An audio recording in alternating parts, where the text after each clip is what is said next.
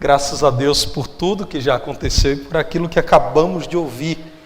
Deus abençoe grandemente essa dupla tão amada, nosso pastor Petrônio e Mari, para que continuem exaltando ao Senhor por meio da música. Irmãos, olha o que nós ouvimos. Eu quero ouvir a tua palavra, a simplicidade da tua palavra. Nós vamos ler a palavra de Deus. Depois nós vamos orar para que o Espírito de Deus nos ilumine, a fim de que entendamos a palavra de Deus. Conta-se que certa vez um pregador erudito, de fato um homem muito bem preparado, pregou, mas ele pregou de um modo que os irmãos da simples igreja em que ele estava trabalhando como pregador naqueles dias não conseguiam entender muito bem o que ele tinha para dizer. E ao final do culto, uma irmã muito simples, analfabeta, disse: pastor, que grande sermão. E o pastor, envaidecido, então disse: minha irmã, e o que foi que a senhora entendeu que mais lhe empolgou? Ele disse: não, imagina, pastor, uma mulher simples como eu entender um homem de Deus como o senhor. Eu não entendi não, mas foi bonito o que o senhor falou. Que Deus nos ajude, irmãos, a entendermos a palavra de Deus e que a pregação do Evangelho seja simples e profunda ao mesmo tempo. Acreditem, irmãos, tudo o que possamos inventar na tentativa de nos avivarmos por nossos recursos, não chega nem perto do que a pregação fiel do Evangelho pode realizar numa vida e numa igreja.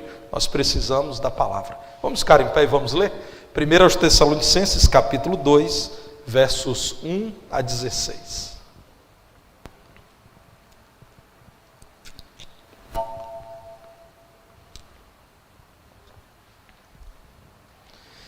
Como eu disse, nós vamos ler 1 Tessalonicenses, capítulo 2, a partir do versículo 1. Porque vós, irmãos, sabeis pessoalmente que a nossa estada entre vós não se tornou infrutífera. Mas apesar de maltratados e ultrajados em Filipos, como é do vosso conhecimento, tivemos ousada confiança em nosso Deus para vos anunciar o Evangelho de Deus em meio a muita luta. Pois a nossa exortação não procede de engano, nem de impureza, nem se baseia em dolo.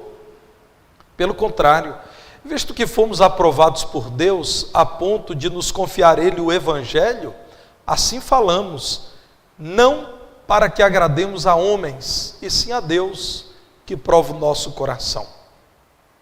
A verdade é que nunca usamos de linguagem de bajulação, como sabeis, nem de intuitos gananciosos. Deus disto é testemunha. Também jamais andamos buscando glória de homens, nem de vós, nem de outros. Embora pudéssemos, como enviados de Cristo, exigir de vós a nossa manutenção, todavia, nos tornamos carinhosos entre vós, qual ama que acaricia os próprios filhos. Assim, querendo-vos muito, estávamos prontos a oferecer-vos não somente o Evangelho de Deus, mas igualmente a própria vida. Por isso que vos tornastes muito amados de nós. Porque vos recordais, irmãos, do nosso labor e fadiga, e de como noite e dia labutando, para não vivermos à custa de nenhum de vós, vos proclamamos o Evangelho de Deus. Vós e Deus sois testemunhas do modo porque piedosa, justa e irrepreensivelmente procedemos em relação a vós outros que credes. E sabeis ainda de que maneira, como pais a seus filhos, a cada um de vós, exortamos, consolamos e admoestamos para viverdes por modo digno de Deus, que vos chama para o seu reino e glória. Outra razão ainda temos nós para incessantemente dar graças a Deus, é que tendo vós recebido a palavra que de nós ouvistes, que é de Deus, acolhestes não como palavra de homens, e sim como em verdade é a palavra de Deus, a qual com efeito está operando eficazmente em vós, os que credes. Tanto é assim, irmãos, que vos tornastes imitadores das igrejas de Deus existentes na Judeia em Cristo Jesus. Porque também padecestes da parte dos vossos patrícios as mesmas coisas que eles, por sua vez, sofreram dos judeus, os quais não somente mataram o Senhor Jesus e os profetas, como também nos perseguiram e não agradam a Deus e são adversários de todos os homens, a ponto de nos impedirem de falar aos gentios para que estes sejam salvos, a fim de irem enchendo sempre a medida de seus pecados. A ira, porém, sobreveio contra eles definitivamente. Vamos orar. Senhor, nós cremos que a Tua palavra é a verdade. Como o Senhor nos ensinou ao falar aos seus apóstolos, nós te pedimos que nos santifique pela Tua palavra nessa noite, nessa hora, é o que esperamos com fé. Já agradecemos em nome de Jesus por Tua palavra. Amém. Podem assentar.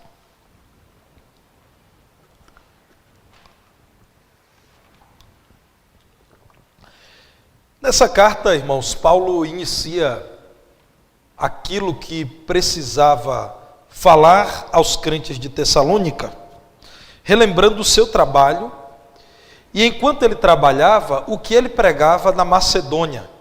Tessalônica e Filipos são as duas cidades que foram mencionadas aqui nesse texto que lemos, e estão numa mesma região. Portanto, o que aconteceu em Filipos, aqueles irmãos de Tessalônica, ambos viviam na Macedônia, os de Filipos e os de Tessalônica, sabiam. Então vejam que no capítulo 1, versículo 5, Paulo diz desse princípio do trabalho na Macedônia. O nosso evangelho não chegou até vós, tão somente em palavra, mas sobretudo em poder. Capítulo 1, versículo 5, o texto que eu estou lendo, e diz assim: sobretudo em poder no Espírito Santo e em plena convicção, assim como sabeis ter sido o nosso procedimento entre vós e por amor de vós. Paulo sabia, irmãos, que muitos filósofos e muitos pregadores de diversas ideias naqueles dias temiam indisposições contra as massas. E ele diz: eu não temi.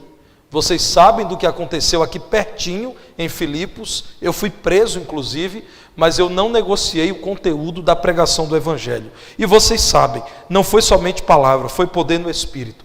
Porque quando foi preciso encarar a perseguição, o castigo público e a prisão, nós encaramos, mas não deixamos de pregar. Não era apenas pregação, era uma vida exposta por meio de palavras. No capítulo 2, versículo 1, Paulo de novo diz, é o texto que lemos inicialmente: vocês sabem, irmãos, o que fizemos quando estivemos entre vocês, e os frutos que foram gerados. Não foi frutífera a nossa pregação. Paulo está dizendo que se portou de modo digno diante de Deus, pregou o Evangelho. Evangelho, meus irmãos, é aquela palavra usada na língua original do Novo Testamento, a língua grega, e que pode ser traduzida como boas novas, ou como boa notícia. É aquilo que a humanidade perdida em seu pecado recebeu do Senhor como boa novidade, que em Cristo todos, judeus e gentios, arrependidos e crentes em Jesus, poderiam ser salvos. Então Paulo diz: diante de Deus nos portamos dignamente, porque nós não falsificamos, porque nós não negamos, porque nós não deixamos de pregar o conselho de Deus. E diante dos homens nos portamos dignamente. Nós não pregamos algo que nos renderia fama, pelo contrário, nos rendeu perseguição. Não pregamos algo que sempre gerava aprovação, pelo contrário, nós fomos odiados por muitos, mas nós não negamos aquilo que estávamos pregando, nós sustentamos o Evangelho. Paulo, no versículo 2, diz que foi com os seus companheiros de viagem missionária, maltratado e ultrajado em Filipos. E ele diz: vocês sabem disso. Nós agimos de modo ousado para anunciar o Evangelho em meio a muita luta. Não fosse a ousadia no Espírito, teríamos recuado, porque a luta foi tão grande a ponto de, em Filipos, uma multidão querer a nossa morte, principalmente quando nós, pelo poder do Evangelho, anunciamos libertação a uma mulher escravizada por espíritos adivinhadores. Paulo prosseguiu no seu trabalho, no versículo 3 ele diz: a nossa exortação não procede de engano, impureza ou dolo. Por que não deixamos de pregar? Primeiro, porque não estamos enganando ninguém, nem a Deus, que não pode ser enganado, nem aos homens. Nós pregamos o que do Senhor Jesus recebemos. É Paulo quem, ao falar à igreja de Corinto, tirando dúvidas sobre a celebração da ceia do Senhor, diz: eu vos anuncio o que também recebi. E o que eu recebi? Aquilo que Jesus fez. Na noite em que ele foi traído, ele partiu do pão e bebeu do cálice. Então Paulo aqui diz: nós não pregamos aquilo que nos traz vergonha. Não é impuro o que anunciamos. Não é aquilo que pregamos criminoso. Nós não queremos trazer o erro para ninguém. Nós não nos corrompemos. É a verdade de Deus. E por que Paulo está dizendo isso? Porque ele sabia, irmãos, os crentes que viviam na Macedônia estavam enfrentando dificuldades para a pregação do Evangelho. Ele aqui fala: irmãos, nós estamos sempre sofrendo perseguição dos judeus, que inclusive mataram o Senhor Jesus. Não esperamos outra atitude dos judeus se não tentarem nos matar, porque eles negam a Jesus. E nós enfrentamos dos não-judeus igualmente perseguição, prisões, somos atribulados. Paulo sabia que aqueles irmãos estavam enfrentando toda essa dificuldade, por isso, da parte de Deus, escreve para dizer: o evangelho que vocês estão pregando é a verdade, é a palavra da verdade. Se é verdade, morram se preciso por esse evangelho, mas não recuem, não neguem, não desfaleçam, resistam à oposição e suportem a tribulação. No capítulo 1, versículo 6, Paulo diz isso: vocês têm imitado a nós e a nosso Senhor, porque vocês receberam a palavra em meio à tribulação, mas com a alegria do Espírito Santo. É isso, irmãos, que permite a Paulo, preso em Filipos, depois de ter sido surrado, cantar louvores ao Senhor à meia-noite, e os presos o escutavam, porque a tribulação não anula a nossa alegria no Espírito. Paulo escreve para dizer: o Evangelho é aquilo que Deus nos revela, e quem dele prova sabe que não é impuro, não é enganoso, não é doloso. Quem dele prova sabe que é a verdade de Deus, e até em meio às tribulações experimenta uma alegria indizível. Então, meus irmãos, não deixem de crer, não deixem de amar, não deixem de pregar a palavra da verdade. Quando leio esse texto, eu me pergunto, e agora transfiro para você essa pergunta: você crê mesmo que o Evangelho é a verdade? No mundo líquido, irmãos, num mundo em que quase nada é sólido, tudo muda a todo instante, inclusive entre certos ramos do cristianismo. Vocês creem mesmo no Evangelho, ou vocês já cederam à mentalidade desse mundo que diz que só existe um absoluto, é que tudo é relativo? Você já se viu reproduzindo sentenças próprias do homem desse tempo, como: cada um tem a sua verdade, Deus é um só? Eu creio assim. Todos os caminhos levam a Deus? Não. Ainda, irmãos, podemos dizer que existe a verdade e existe o erro. E a verdade é revelada pelo Deus que criou todas as coisas e, portanto, é o padrão de retidão, é o padrão de santidade. Existe sim verdade e erro. Jesus Cristo é a verdade e o Evangelho dele continua sendo a verdade. Aquilo que não se coaduna com o Evangelho é inverdade. Nós vivemos num tempo, irmãos, em que cada ser humano parece querer ter a sua verdade. E é possível que quando você fale de Cristo, alguém diga: essa é a sua verdade. Pois diga: a minha verdade não é o que eu quero. Porque se eu quisesse pregar o que eu quero, eu não pregaria o Evangelho que me humilha, que me confronta, que me reprova, que diz coisas que são incômodas a mim. Esta é a verdade de um Deus santo que eu precisei aceitar. Você, meu irmão, prega com tal convicção o plano de Deus, que você sabe que está pregando a mais necessária verdade que o homem precisa ouvir? Eu quero, pela palavra de Deus, chamar você a fortalecer essa convicção em seu coração, de que o Evangelho é a palavra da verdade.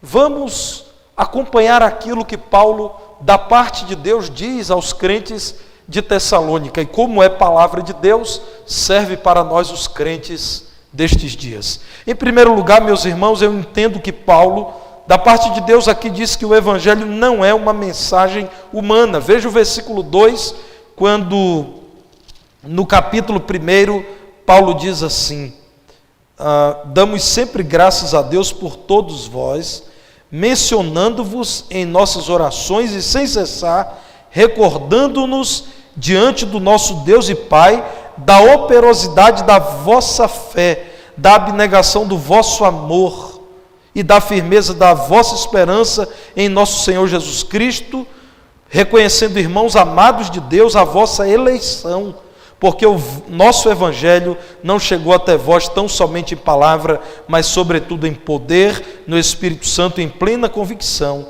assim como sabeis ter sido o nosso procedimento entre vós e por amor de vós.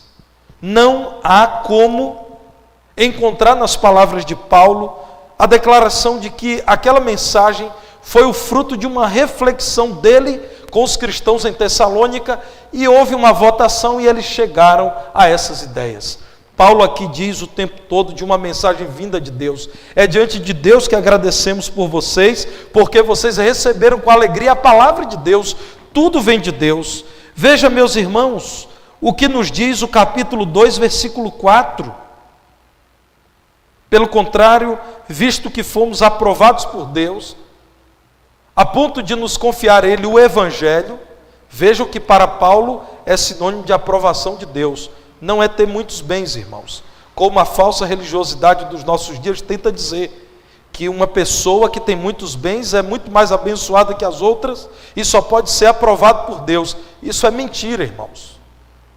O que Paulo chama de aprovação diante de Deus é poder pregar o Evangelho e Deus permitir que por meio da sua vida outros sejam salvos, outros se convertam, a ponto de nos confiar Ele o Evangelho. Assim falamos, não para que agrademos a homens, e sim a Deus que prova o nosso coração. Deus conhece o nosso coração.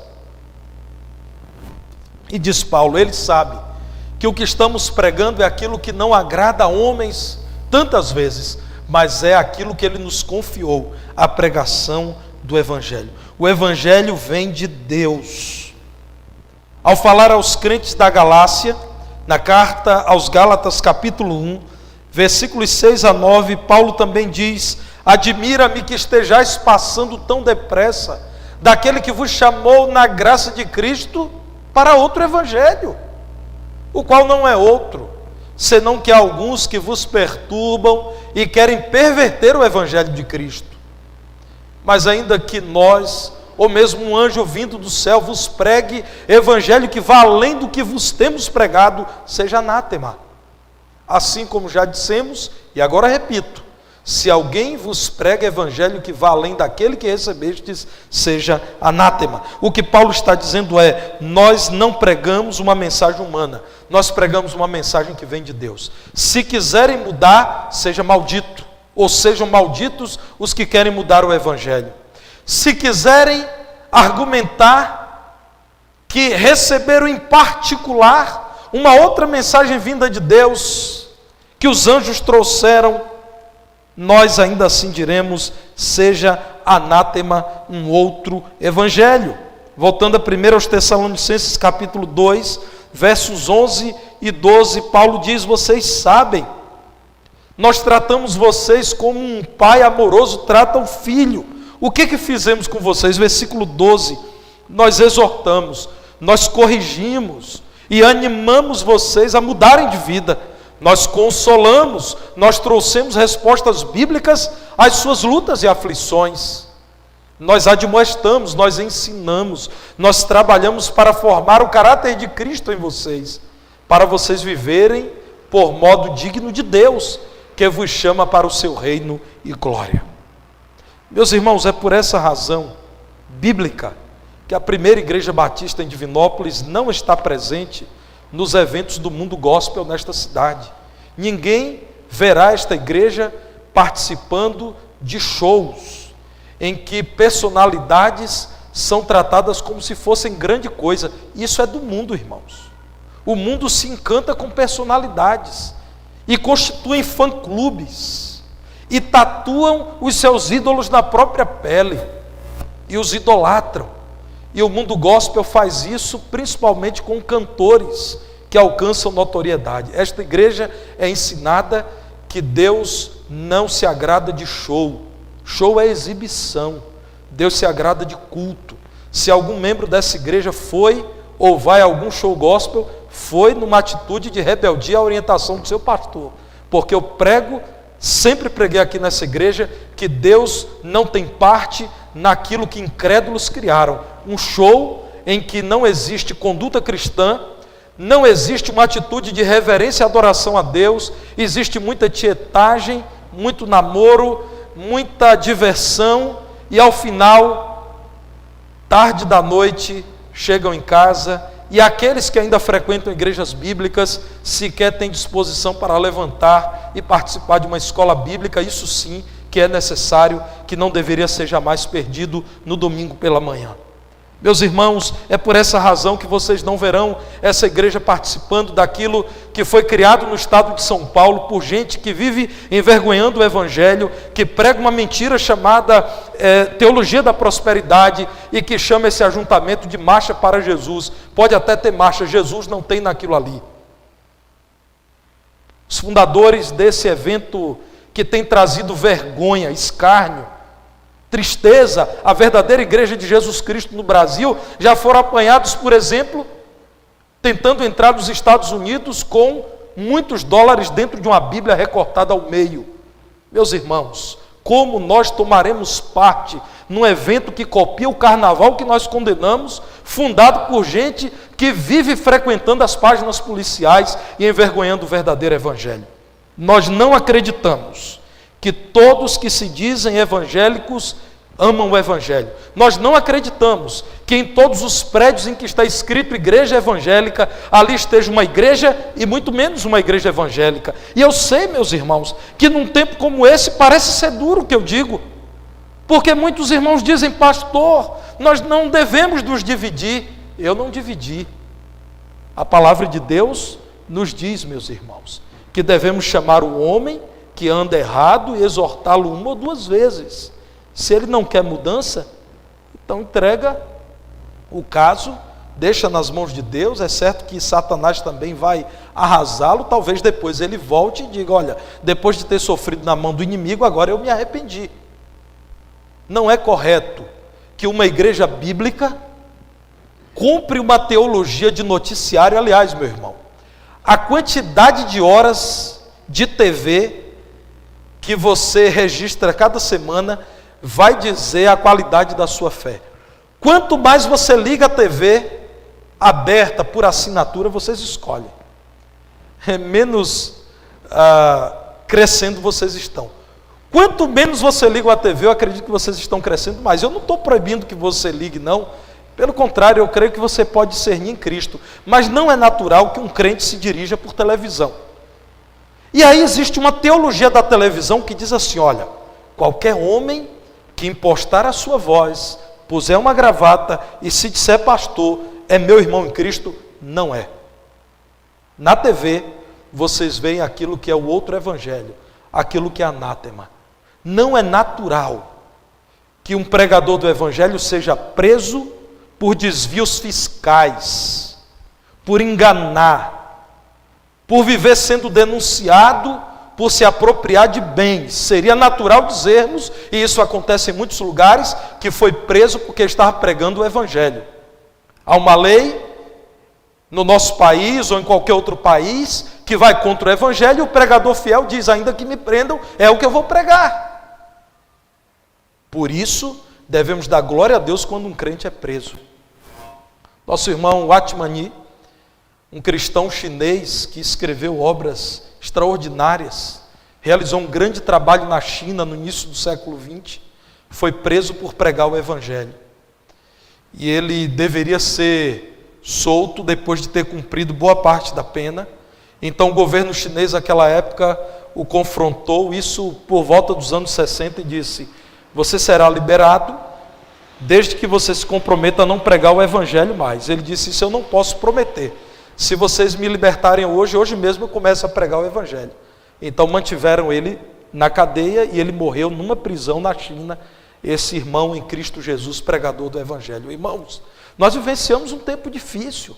Além de todos os absurdos, por exemplo, que se falava de casamento, agora já se fala em poliamor, se fala em solo amor. Solo amor, irmãos, é uma bobagem em que alguém fica noivo de si mesmo e casa consigo mesmo. Isso é também conhecido como narcisismo, mas está se falando diferente nos nossos dias. E nós vamos continuar dizendo: isso é invenção de um coração sem Deus. Quer o plano de Deus, casamento ao modo do homem, um casamento deturpado, um casamento desfigurado.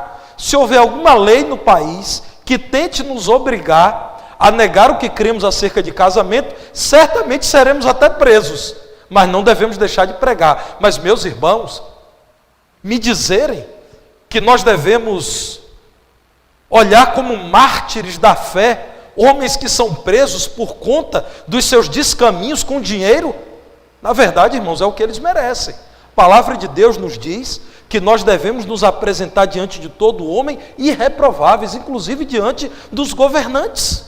Chega a dizer que nós não devemos temer os governantes se nós andamos de modo correto. A palavra de Deus diz isso.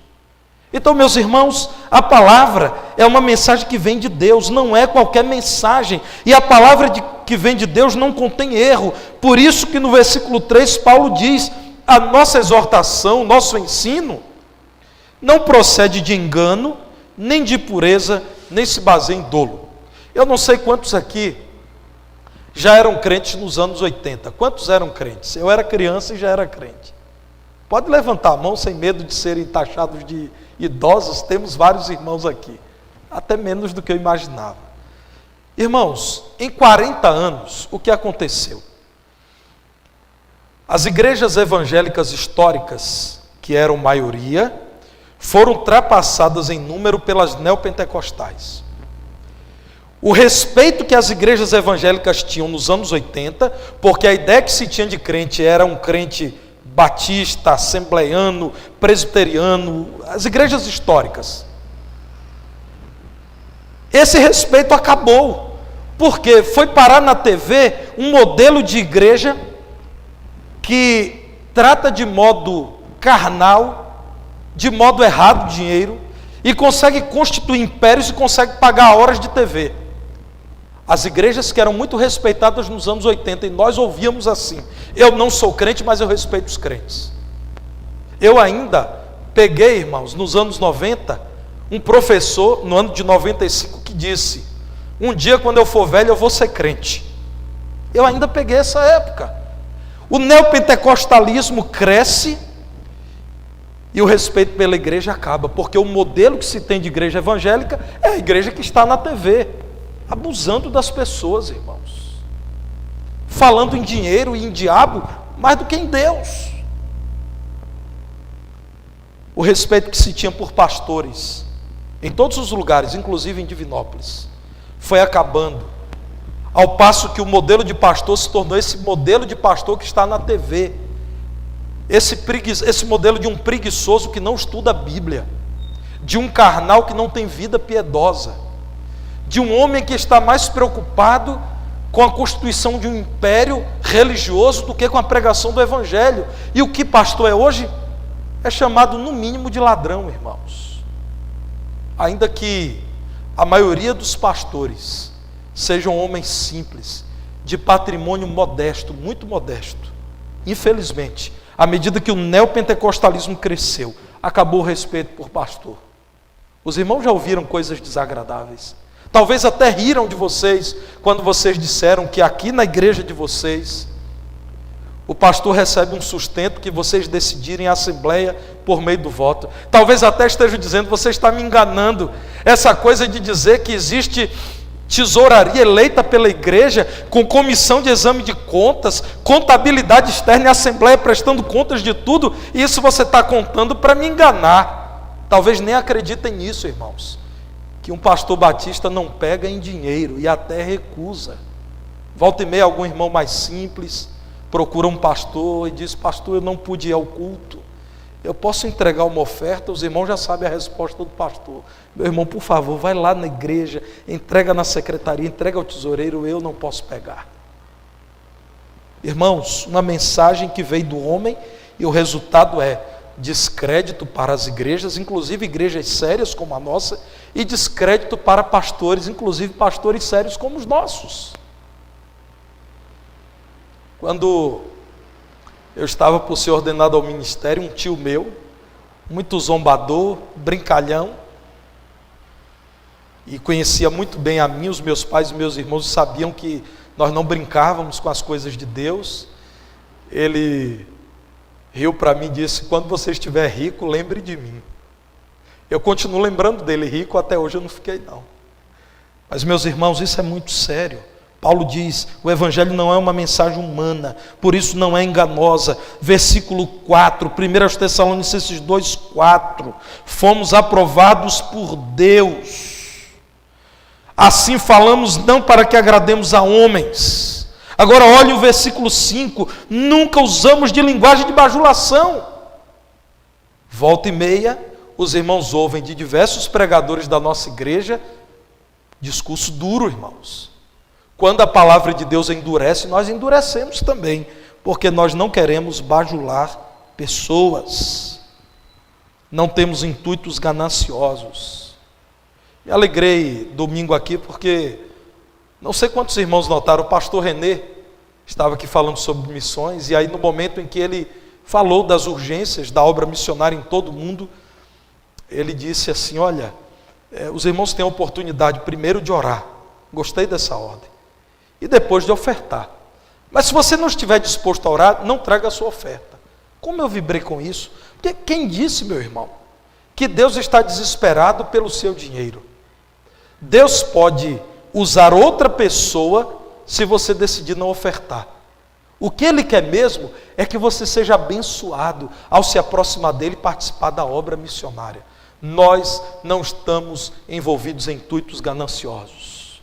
Para a glória de Deus, eu pergunto: quem conhece alguma pessoa que alguma vez veio a um culto na igreja batista e foi abordada com alguém lhe pedindo dinheiro? Apresentem essa pessoa. Faça o desafio público. Qualquer pessoa que veio ao culto e nós pedimos dinheiro. Pelo contrário, eu já disse tantas vezes que já está até cansativo. Se você não é membro dessa igreja, nós não queremos o seu dinheiro, a sua oferta. Os dízimos e ofertas voluntariamente aqui depositados são compromisso dos membros. Você não é membro, nós não queremos. Será que algum irmão já me ouviu dizer isso? Eu já disse isso tantas vezes, irmãos, que nem é novidade para a igreja. E eu repito, porque, irmãos, para nós é importante dizer aos homens: nós não estamos interessados no bolso, mas no coração de vocês. Nós sabemos que se vocês partirem sem Cristo, estarão perdidos. É nosso dever pregar o evangelho a vocês. O dinheiro de vocês não querem dar, não deem. Deus tem seus meios para sustentar a sua obra. Meus irmãos, diz Paulo, o evangelho não é uma mercadoria.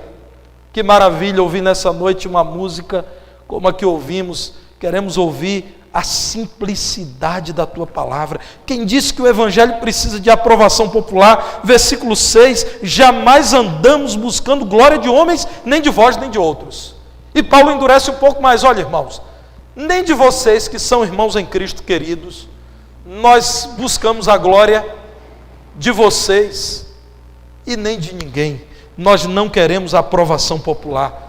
Nós queremos no último dia ouvir do Senhor: entra no gozo do teu Senhor, servo bom e fiel. Meus irmãos, Deus não julgará uma igreja nem pela quantidade de membros, porque talvez algum irmão diga assim: pastor, mas o Senhor deseja que o mundo seja salvo e que muitos venham ao conhecimento da verdade. Ele pode fazer isso em muitas igrejas locais. Deus não perguntará a mim e a outros crentes o tamanho do prédio da igreja que nós construímos, a quantidade de pessoas no hall de membros, até porque é possível que não salvos estejam no hall de membros, porque os homens se enganam. Deus não perguntará, irmãos, pelo tamanho do coro da igreja. Deus não perguntará pela influência digital da igreja. Ele perguntará se fomos fiéis. Paulo, escrevendo aos Coríntios, diz: assim importa que os homens nos considerem como dispenseiros dos mistérios de Cristo. Importa sermos achados fiéis. O evangelho não exige retorno financeiro. Versículo 7, Paulo diz: olha, é bíblico que o trabalhador é digno do seu salário. Assim como aconteceu em tantos lugares, daqui a pouco eu vou mostrar o apóstolo Paulo falando isso, as igrejas sustentando os obreiros, nós poderíamos exigir de nós, de vocês, o sustento. Nós abrimos mão de um outro trabalho, nós temos necessidade de comer, de vestir, de morar, mas nós fizemos um sacrifício. Nesse contexto em que queriam nos apanhar em algum erro, nós abrimos mão do sustento que é correto a igreja prover para os seus obreiros. Nós não exigimos isso de vocês, pelo contrário, quisemos dar tudo, até a própria vida. Versículo 10, Paulo diz: vós e Deus sois testemunhas, do modo porque piedosa, justa e irrepreensivelmente procedemos em relação a vós outros que credes. Agora vamos a Filipenses capítulo 4, versos 15 e 16. Filipenses 4, 15 e 16. E sabeis também vós, ó Filipenses, que no início do evangelho, quando parti da Macedônia, nenhuma igreja se associou comigo no tocante a dar e receber, senão unicamente vós outros. Porque até para Tessalônica mandastes não somente uma vez, mas duas, o bastante para as minhas necessidades. Então Paulo não está dizendo, irmãos, que os obreiros que tudo deixavam para servir exclusivamente a igreja não deveriam receber o sustento da igreja. Ele está dizendo que no contexto de Tessalônica ele abriu mão disso, porque ele sabia que muitos mal intencionados poderiam utilizar isso para diminuir o valor da obra que Paulo e outros irmãos estavam realizando. A prova é que não era um erro, era uma concessão de Paulo, é que ele está dizendo: os irmãos de Filipos, quando eu fui para Tessalônica 2 vezes, mandaram o suficiente para suprir as necessidades. O evangelho não exige retorno financeiro. Muitos e muitos crentes serviram ao Senhor por toda a vida e morreram numa casinha simples, tomados de uma alegria que não se vê facilmente nas mansões. O evangelho exige compromisso pessoal, irmãos. Não é uma oferta que não tenhamos aceito primeiramente. Não é um alimento que não tenhamos recebido inicialmente. 1 Tessalonicenses capítulo 2, vejam o que diz o versículo 8. Estávamos prontos a oferecer-vos não somente o evangelho de Deus, mas igualmente a própria vida. Isso é a nossa vida. Nós somos capazes de morrer pelo evangelho, é o que diz Paulo. Veja o versículo 9. Vocês se recordam, irmãos? Pregar o evangelho em Tessalônica nunca foi fácil. Pregamos em meio a labores e fadiga, noite e dia labutando, guerreando, batalhando, para não vivermos à custa de nenhum de vós. E assim nós proclamamos o evangelho de Deus, a boa notícia de Deus. Versículo 11, vocês sabem de que maneira nós tratamos vocês, como um pai trata a filhos. Se o evangelho não é uma mensagem humana, e se o evangelho não é uma mercadoria, o que é o evangelho? Agora passamos à parte mais gostosa do estudo bíblico. O evangelho é a mensagem divina. Versículo 12 do capítulo 2, Paulo diz: o que fizemos entre vocês, exortamos, consolamos e admoestamos, para que vocês vivessem por modo digno de Deus, para que vocês fossem aprovados por Deus, que chama vocês para o reino dele, para receberem da glória dele, e ele não chamará aquele que está ainda no reino das trevas. Veja 2 de João 4, 2 de João 4, segunda epístola de João. Como não contamos por capítulo, é uma epístola com 13 versículos, eu quero ler o versículo 4. João diz assim: fiquei sobremodo alegre em ter encontrado dentre os teus filhos os que andam na verdade, de acordo com o mandamento que recebemos da parte do Pai. Qual é a alegria? A alegria é saber que estão andando na verdade. E o que é a verdade? O mandamento que o Pai nos revela. O Evangelho é uma mensagem de Deus que serve para edificar vidas. Veja quando a palavra de Deus nos fala sobre os pastores, os mestres, aqueles que foram chamados para o ensino. Em Efésios 4, 11 em diante, diz que o Senhor chamou esses para o aperfeiçoamento dos santos, para que eles crescessem, para que eles fossem formados como discípulos de Cristo. Então é uma mensagem tão divina, irmãos, que ela não nos é dada apenas para que fiquemos encantados com a beleza do seu conteúdo, mas para que sejamos transformados, animados, corrigidos, modificados e passemos a nos alegrar com as benditas promessas do Evangelho. É fácil você entender se em algum lugar está se pregando o Evangelho ou não está se pregando o Evangelho. Um lugar em que o Evangelho está sendo pregado, você ouvirá mais da vontade de Deus do que da vontade do homem, mais daquilo que Deus tem a oferecer do que aquilo que o homem tem a oferecer. Irmãos, em alguns lugares denominados igreja, não se ouve falar de arrependimento, perdão, justificação, céu, vida eterna, galardão celestial. O que se ouve falar? Você vai vencer. Nem sempre você vai vencer. Me desculpe se eu estou decepcionando, mas nem sempre você vai vencer. Meus irmãos, é mentira dizer que nesse mundo mau, que não é o céu, em que lutamos contra o pecado, nós sempre vamos vencer. Não. Haverá um momento em que você lutará para ser o melhor colaborador da empresa na qual você trabalha, e você será demitido injustamente. E você deverá entender que Deus é glorificado até na sua demissão. E aí sim, você é vitorioso, porque a próxima porta que Deus vai abrir vai ser melhor do que essa. Deus tem o melhor para nós. Não é verdade dizer que todo exame médico que um crente vai fazer, o resultado vai ser agradável. Não. Muitas vezes vai ser ruim. E nós vamos ter que encarar tratamento médico chato, difícil. Quem fala aos irmãos é um paciente com histórico de luta contra o câncer. Eu passei 5 anos fazendo exames, tomografias, cintilografias, porque durante 5 anos havia a possibilidade de uma metástase. Eu tive, aos 23 anos de idade, o diagnóstico de câncer de pele, melanoma.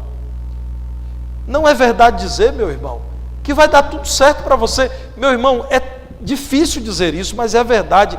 Nem tudo vai dar certo para você aqui, porque isso aqui não é o céu.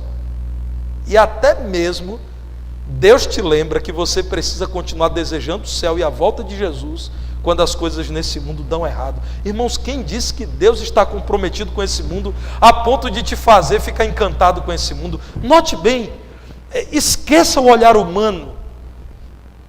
Olhe para o Senhor. Deus está interessado em fazer desse mundo um lugar tão confortável para você, a ponto de você desprezar o céu? Penso que não. Deus é glorificado quando você se decepciona nesse mundo, quando você se frustra com as pessoas desse mundo, quando você passa por dificuldades, e o Senhor então diz a você: calma, meu filho, lembra da parábola do rico e Lázaro, você está passando tempos difíceis, mas são breves, logo virá o Senhor, e você estará na presença do Senhor eternamente. Irmãos, Deus não tem compromisso com esse mundo, e tem crente se decepcionando porque acha que Deus ama esse mundo e vai fazer com que esse mundo seja um lugar agradável. Nesse mundo, meu irmão, você corre o risco de, depois que sair do culto, perceber que o seu carro foi roubado na frente da igreja. Aí talvez um crente imaturo diga: não é possível, eu estava adorando a Deus, eu estava na igreja e o meu carro foi roubado. Então deixe-me te dar o exemplo de um pastor, pastor Elias, era minha ovelha, lá na Bahia. No dia em que ele celebrou bodas, eu acredito que bodas de prata, ele chegou um pouco atrasado com a sua esposa para aquele culto em ação de graças, e parou o carro muito distante da igreja, numa rua deserta, escura, num lugar um tanto perigoso, e não acionou alarme, e não levantou os vidros do carro dele. Quando ele saiu do culto feliz, grato a Deus por tantos anos com a sua esposa, o carro dele tinha sido roubado. A igreja se mobilizou, ajudou a adquirir um outro veículo, mais simples que aquele, mas um pastor, celebrando 25 anos de casado, ao sair, o carro foi roubado. Meus irmãos, quem disse que quando a gente entra no culto, o mundo dá stand-by em sua maldade, em sua iniquidade? Não dá, irmãos. Esse mundo continua sendo mau. É mundo de perda, de tribulação, de dificuldade. Mas Deus, em sua graça, nos dá vislumbres do que é o céu, quando em meio a tudo isso, nós provamos paz, que é o que teremos eternamente com o Senhor. Em meio a um mundo como esse, irmãos, é maravilhoso saber que a gente deita e dorme em paz na presença do Senhor, que Deus nos dá alegrias, que Deus nos dá momentos maravilhosos, por exemplo, no culto. Quantos de nós chegamos ao culto abatido e saímos pulando de alegria? Graça de Deus, mas esse mundo continua sendo um mundo mau. Não entregue seu coração a esse mundo. Não faça planos com esse mundo, além daquilo que a palavra de Deus te diz. Você vai se frustrar, você vai se decepcionar. O Evangelho é uma mensagem divina, não é uma mensagem humana. É a palavra da verdade. Versículo 13, Paulo diz: nós sabemos, meus irmãos, que vocês receberam essa palavra como palavra de Deus e não palavra de homens. Em verdade, é a palavra de Deus que está operando eficazmente em vós os que credes. Por que a palavra da verdade? Porque converte. Porque muda um homem sem dar nenhuma vantagem humana. Você não foi chamado para vir a Cristo para deixar de enfrentar problemas ou para enriquecer. Você foi chamado para vir a Cristo para ter paz em meio às lutas e às perdas, alegria em meio às tribulações. E um crente genuíno, apesar dos momentos de tristeza, de dor, de dúvida, ele permanece aos pés do Senhor, porque o Evangelho é a verdade e converte um coração, muda um coração de verdade. O Evangelho é a verdade, irmãos, porque sempre atrai a oposição da falsa religiosidade. Nós, crentes bíblicos, somos e continuaremos sendo chamados de frios, porque não verão no culto de uma igreja bíblica manifestações carnais. Irmãos, o que há de espiritual em uma pessoa rodopiando pelo chão, pulando? O que há de espiritual num monte de gente gritando, fora de si? Carnalidade, irmãos. Isso é carnalidade, isso é obra da carne.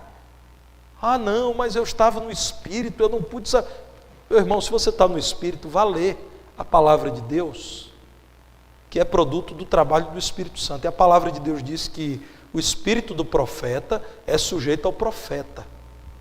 Admita que você é carnal, está num ambiente em que tudo é permitido, e aí você faz um monte de bobagem para um monte de gente ver e no fim ainda dizer que é espiritual. Então, o verdadeiro evangelho, irmãos, é atacado pela falsa religiosidade. Quando não podem dizer que nós agimos de modo desonesto com finanças, porque não podem dizer isso. Quando não podem dizer que nós estamos enganando as pessoas porque teriam que atentar contra a Bíblia, porque nós só estamos pregando a Bíblia. Quando não tem o que dizer, dizem que é um culto frio, tradicional. Essas coisas saem da boca de alguém como ofensa e chegam no meu ouvido como elogio. Toda vez que alguém diz: pastor, a igreja lá é meio fria, eu fico numa alegria, irmãos. Não é porque ela é fria, não. É porque eu sei o que estão dizendo. É uma igreja em que não se permite manifestações carnais no momento do culto. Não creio que a nossa igreja seja fria. Não creio. Mas eu sei quando dizem que é fria, chega no meu ouvido assim, olha, lá tem decência e tem ordem, como está escrito em 1 Coríntios 14, 40.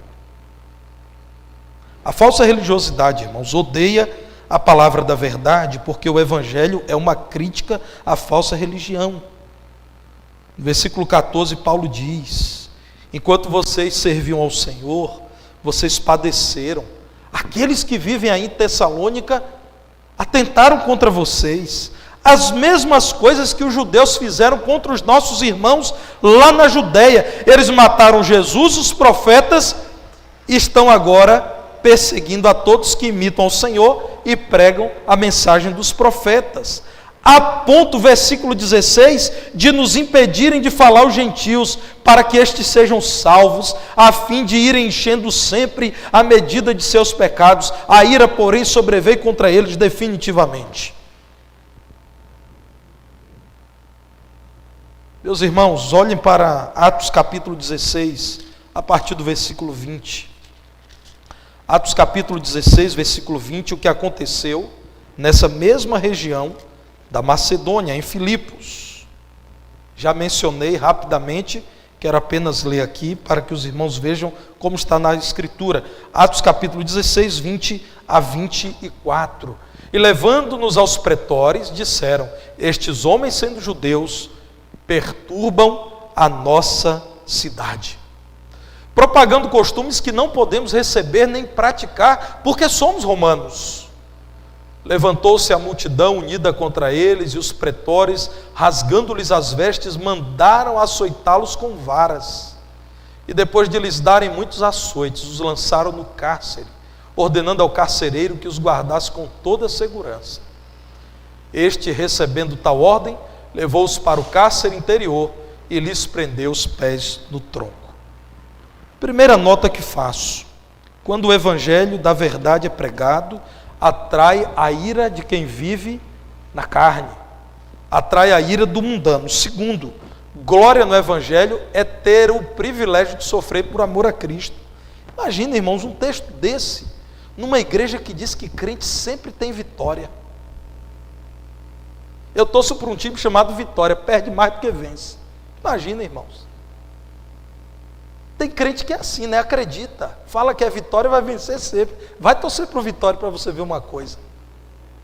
Quando não perde, empata. E quando não empata, perde. Vitória mesmo é difícil. E aí, irmãos, imagine um texto desse num lugar que diz: ó, você sempre vai vencer. Você não vai passar dificuldade. É só você dizer, está amarrado, que o inimigo corre. É só você decretar a bênção e dizer que você é terra fértil, que é só maravilha em sua vida. Aí a palavra de Deus diz que homens santos da parte de Deus, pregando o evangelho, libertando uma endemoniada, no poder do Espírito de Deus, irmãos. O que aconteceu com esses homens? Esses homens foram presos enquanto pregavam o evangelho, lançados num cárcere. Continue lendo o texto e você vai ver que em meio à tribulação, eles se alegraram e Deus providenciou um escape. Mas a tribulação não deixou de existir. Sabe qual é o nosso escape? Nosso escape será aquele dia em que deixaremos esse mundo e estaremos para sempre com o Senhor. Louvado seja o nome dele. Meus irmãos, o evangelho é a palavra da verdade, porque inclusive anuncia a ira de Deus contra o erro. Versículo 16: a ira, porém, sobreveio contra eles definitivamente. Vejam o que aconteceu com judeus e romanos. No ano 70, Jerusalém foi invadida, o templo de Jerusalém arrasado, os judeus dispersos pelo mundo inteiro. Roma, o grande império romano, em frangalhos se desfez séculos depois. Hoje não é mais do que uma lembrança. Meus irmãos, o evangelho é a palavra da verdade, é o nosso tesouro. Devemos valorizar e anunciar com a certeza de que é a palavra da verdade vinda de Deus. O que é o evangelho? O evangelho é dizer ao pecador que ele está caminhando para a perdição eterna. A menos que ele se arrependa e creia em Cristo, esse é o destino dele e é trágico. Todos os tesouros que ele juntou nesse mundo não poderão comprar salvação, não compensarão a perdição eterna. Mas vindo a crer em Jesus Cristo, aquele que no Calvário nos substituiu no lugar da punição e da ira de Deus, Aquele que com seu sangue nos lava, nos purifica. Podemos então ser perdoados e ter paz com Deus e vida eterna. Vamos pregar esse evangelho como recebemos do Senhor. Vamos em pé cantar o hino 301 do cantor cristão, Crer e Observar. Esse hino